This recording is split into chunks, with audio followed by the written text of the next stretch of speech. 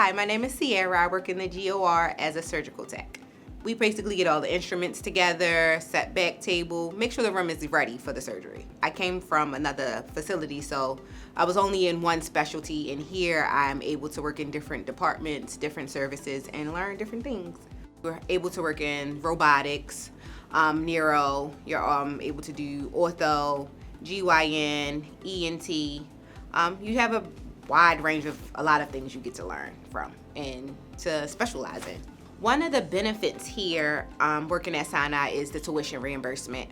I'm taking advantage of it right now. I'm going to school to be a nurse, get my BSN. I work with a lot of people that have started as techs, maybe a CNA, and moved to being a surgical tech, and even moved to being nurses. So there's a lot of growth here. Working here is a great experience. I get to meet a lot of different people all around the world. So here I'm actually learning more and being able to teach new techs that come in and new nurses that come in. I like to teach and help others.